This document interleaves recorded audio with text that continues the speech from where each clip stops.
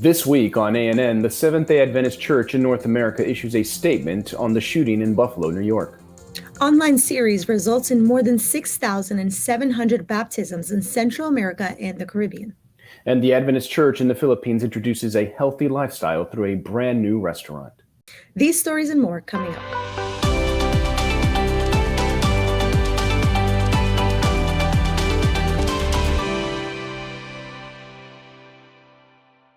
Thank you so much for joining us this week. First in the news, we will begin with a joint statement from the Adventist Church in North America, the Atlantic Union Conference, Northeastern Conference, and the New York Conference about a mass shooting that took place in Buffalo, New York. The statement comes after an 18-year-old man shot and killed 10 people on March 14 at Tops Friendly Market in Buffalo. 3 more people were injured. The shootings are thought to be racially motivated. The statement says, members of the Seventh-day Adventist Church family mourn all loss of life. We especially cry out against mass violence, such as what took place days ago in Buffalo, New York.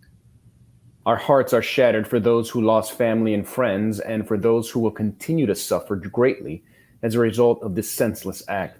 As a family of faith, we pray for healing for all who have been affected, but as much as our prayers go up and our hearts go out to those who have been devastated by this horrific event, we cannot stop there. We denounce this mindless and premeditated act of hatred and violence. We call on all people of goodwill to use your voices and platforms to denounce hatred in all of its forms. May we use this evil act as a catalyst to propel us to action and demonstrate that love is stronger than hatred. The statement concludes by saying, "We believe that the Lord is close to the brokenhearted and saves those who are crushed in spirit." May this be true for all those grieving and saddened at this time of loss. You may read the complete statement by going to nadadventist.org.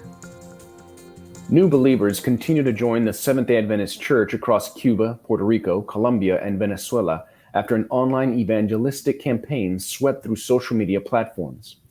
As the Hope for a Sick World evangelistic campaign came to an end, more than 6,700 people were baptized. The series has had more than 5,200,000 views on YouTube and Facebook. Many of those views include small gatherings of 10 or more, or congregations of 80 or more who gathered in churches to watch. The 71 Adventist radio stations also broadcast the evangelistic series and reached more than 219,000 people. In addition, hundreds of churches with no internet access in Cuba and Venezuela gathered hundreds of members and visitors to view the pre-recorded programs. According to José Rodriguez, the pastor who oversaw the campaign, this is the first time ever that an evangelism series was ran strictly online, with a set time frame of 35 minutes for social media platforms. The campaign set aside the traditional format that is common in a church setting, including a song service and introductions. Instead, the goal was to feature the spiritual message as the main segment. Nearly 20,000 baptisms have been added to the church books across the 6 unions since efforts began early in January as part of the centennial celebrations across the Seventh-day Adventist Church in Central America and the Caribbean. To further expand its influence on the community, the Adventist Church in the Philippines established an Adventist restaurant. Piato Verde is a one-stop rest shop situated in the heart of Iloilo, a highly urbanized city in the center of the island country. The president of the Seventh-day Adventist Church in Central Philippines, Pastor Kerry Estribilla, talks about how the idea began. This all started with a dream inspired by the pen of inspiration. Ellen G. White is very clear in saying in Testimonies, Volume 7, pages 55 and 56, that health restaurants and treatment rooms should be established.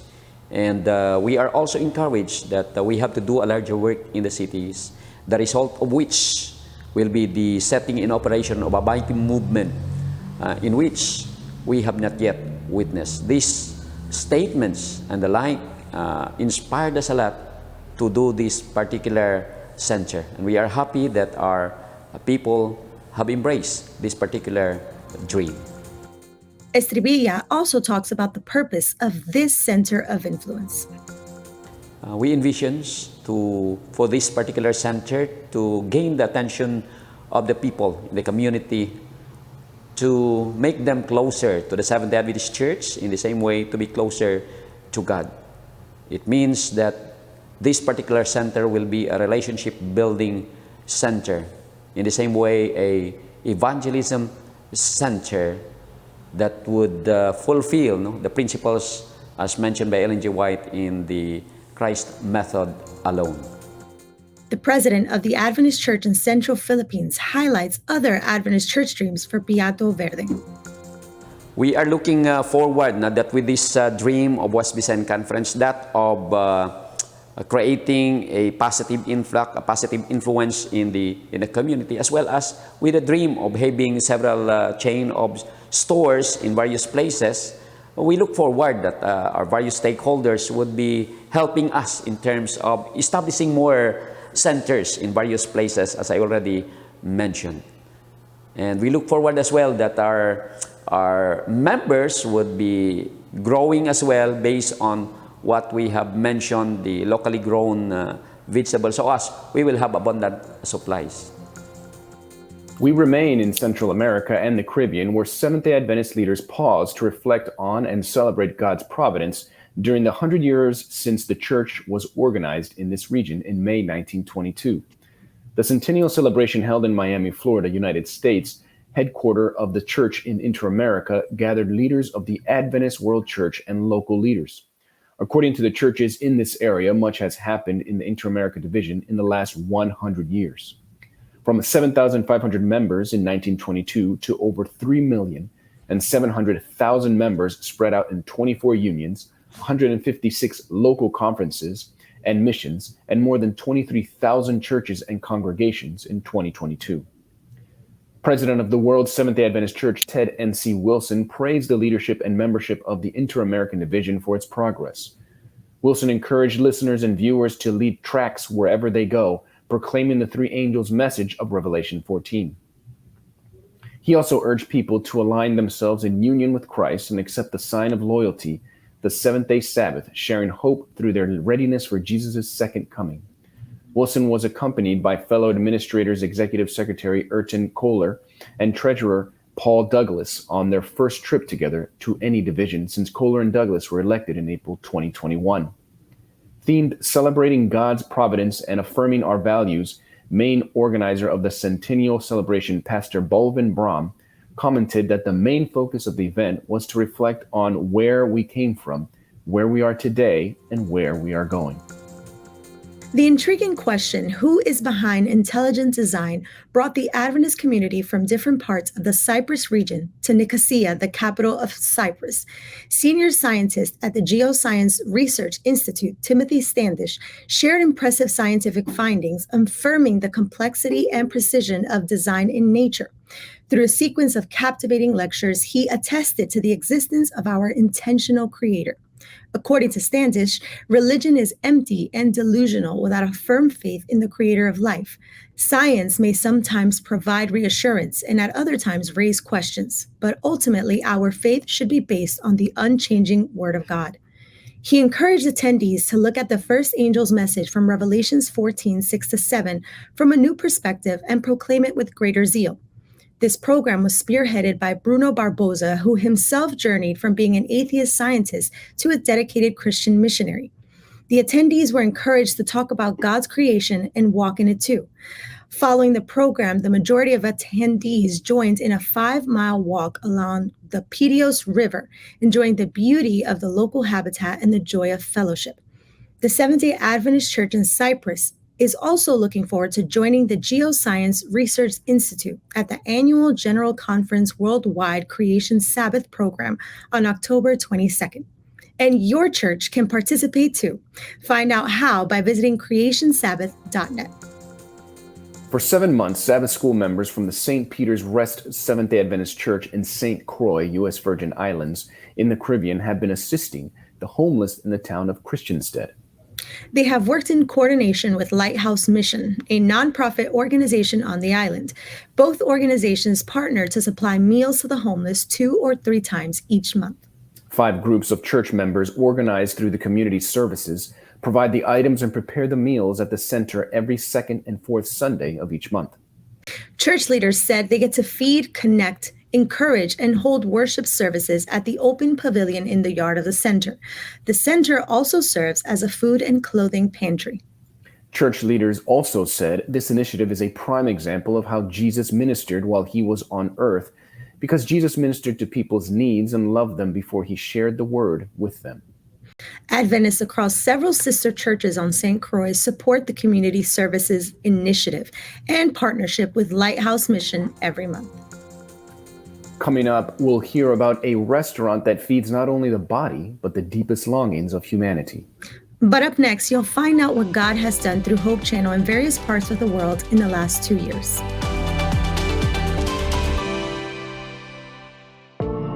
Why is there evil in the world? Are Christians hypocrites? Is the Bible a fairy tale? Does Jesus love everyone? Church doesn't feel relevant to my life. Is God even real? You have questions? Let's talk about it. I Believe Bible.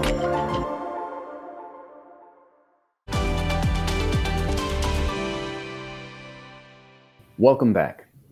Now, let's hear about what God has done through Hope Channel in various parts of the world in the last 2 years.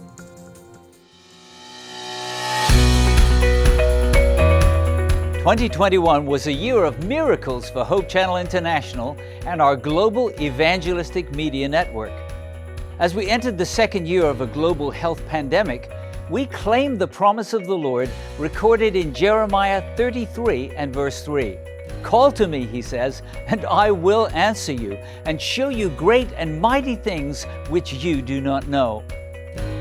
Over the last year, Hope Channel has significantly increased its emphasis on global evangelism.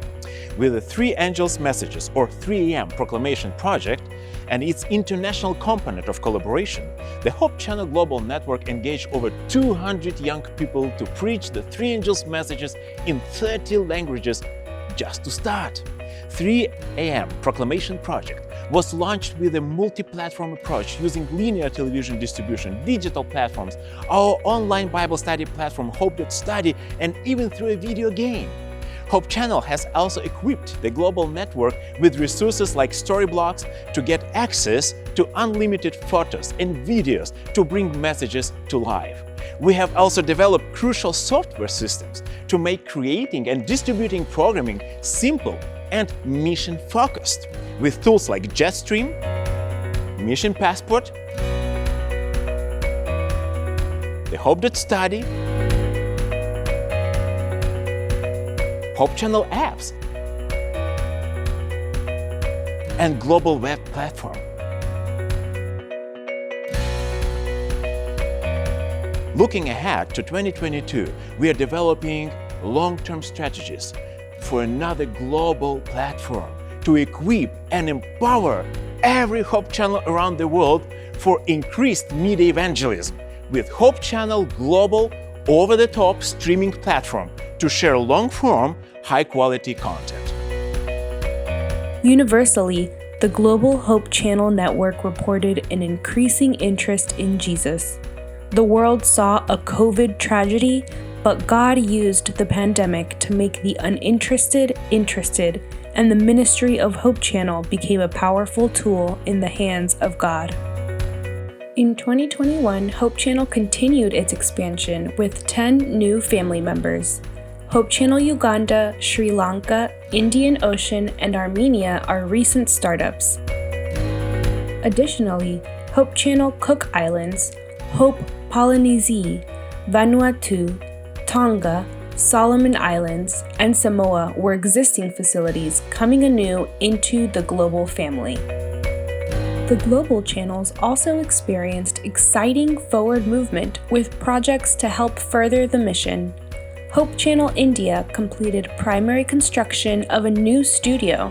Hope Channel Uganda is being constructed and will provide a 24/7 broadcast to a population of 47 million.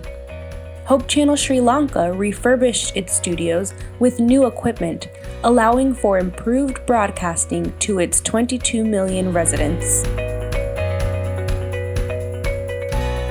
Taking what we learned in 2020, we increased our remote productions activity. With in-home studios and remote direction, we were able to increase our programming by 48%. Even with isolation and restrictions, God paved the path for us to share His Word across the globe. We conducted a study of our viewership, and what we found was very exciting. Over the course of last year, with quarantines and closures that were in place, people were turning to Hope Channel in great numbers than ever before to connect and worship from the safety of their homes. Though the study was primarily focused in North America, we discovered that viewers were tuning in from everywhere, all around the world, from California coast in the US to the Gold Coast in Australia. Hope Channel became the Sabbath service for many who are unable to come together in their local church buildings. In 2021, we also focused more tightly on digital evangelism. With continuing pandemic-related restrictions, it was crucial to use digital tools to continue sharing the good news. With this renewed focus came the launch of 3 a.m. Morning is Coming. 3 a.m. Morning is Coming is part of a 5-year project focused on sharing the three angels' messages. The response surpassed our expectations. Since it launched at the end of 2021, the series has received 1.2 million views and counting, just in English. And Lord willing, we won't stop there. The 3 a.m. Proclamation Project has been embraced by the global Hope Channel network with the goal of sharing these messages in 70 languages over the next 5 years. Each year, we are amazed to see how God is working in miraculous ways through Hope Channel's global evangelistic media ministry. Friends, morning is coming. Jesus is coming soon. We at Hope Channel are committed to sharing God's good news for a better life today and for eternity, with every nation, kindred, tongue, and people. And when this gospel of the kingdom has been preached in all the world as a witness to all the nations, then the end will come. Hallelujah! Even so come, Lord Jesus.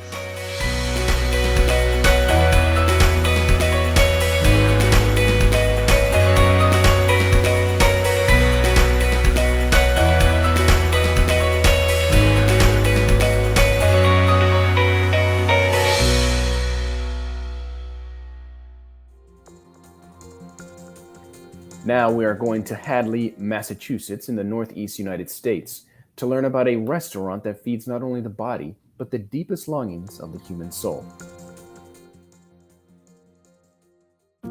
Yes, we have food. People come in, people want food.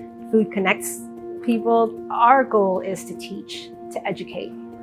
So when they come in for food, we would also have workshops. So we listen to the needs of the community, and we're here to serve and to teach. And so we've been fortunate enough to have the space to be able to have large groups. We've had up to 45, 50 people in a given session. As you go on and you start to know people, they walk in the door, you're like, I know your order, let me help you.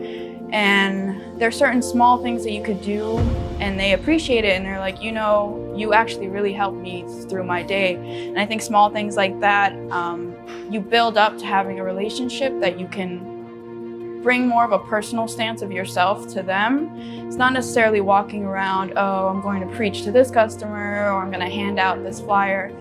I think reaching the marketplace means finding any way that you can reach those who you come in contact with, finding a way to connect with them. And whether it's through a service you provide or a service they provide, I feel like we're in a marketplace all the time, really. And I think that's a place where we're able to use whatever skills God gave us to reach out to people, even if it's in the simplest of ways. It doesn't have to be a Bible study, it doesn't have to be preaching. Reaching in the marketplace is really just using what God gave you and what you're able to serve with, and finding a way to reach versus waiting for people to come to you.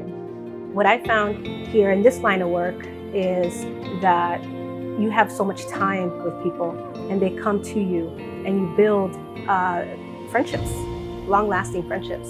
And through that, they are witnessing your work. They're witnessing God's hands in your business or ministry. And I've witnessed it.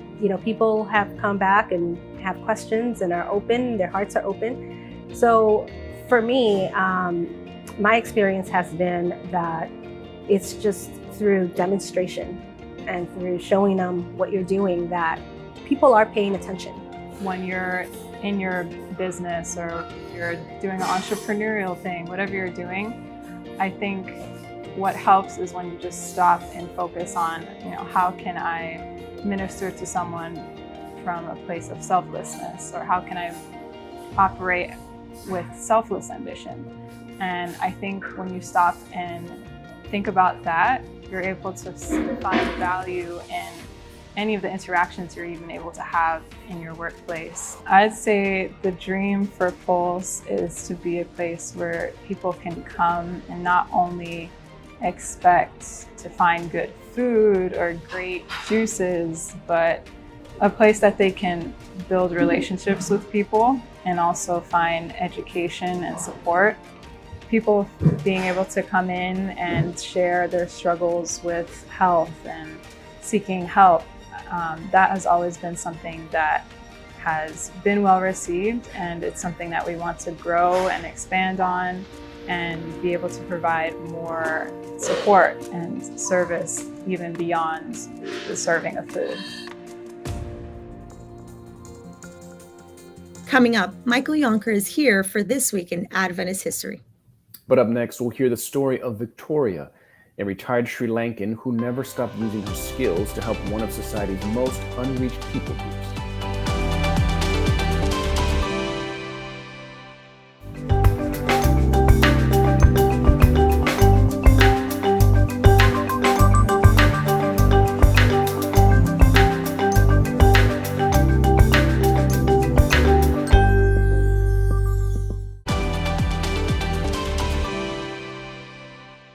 Welcome back.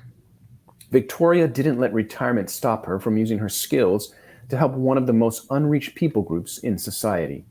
Today, her efforts are paying off and God is blessing her work in Sri Lanka. Adventist Mission has more.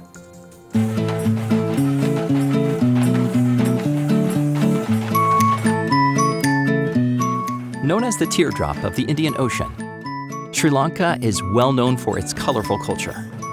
It embraces a variety of traditions, beliefs, and spiritual practices. A large percentage of the country follows Buddhist practices. Buddhism is the fourth largest religion in the world, with over 520 million followers. Victoria lives in the city of Colombo.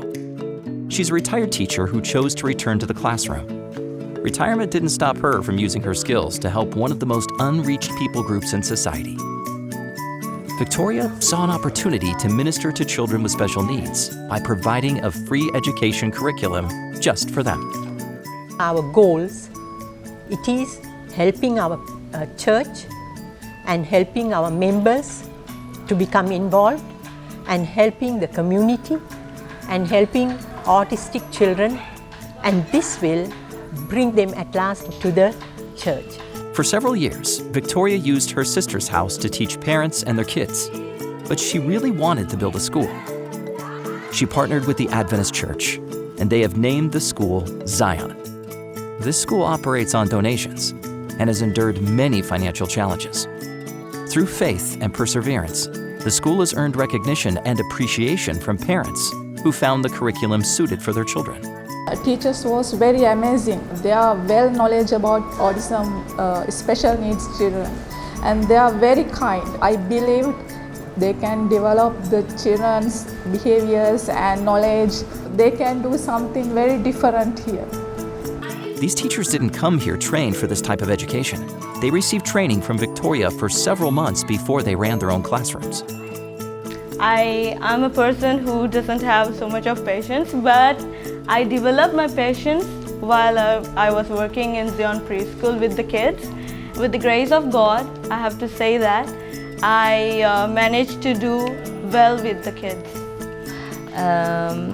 Trust in God and you can do anything with Him. I cannot say how much these teachers are caring for my child. They're very dedicated teachers. Classes founded in love and care are making a big impact on the children and parents at this school. Please pray for Victoria and all the teachers who are involved with these wonderful kids. Pray for more people to be reached through Christ's method of ministry by meeting needs. Thank you for supporting Global Mission, which reaches out to unreached people groups like this. Watch this and other mission stories online by visiting AdventistMission.org. Then click on videos at the top. And finally, on today's episode, let's turn to Michael Yonker for a look at Adventist history. Exactly 50 years ago, the Seventh-day Adventist Theological Seminary in the Philippines was first granted membership in the Association of Theological Schools of the Southeast.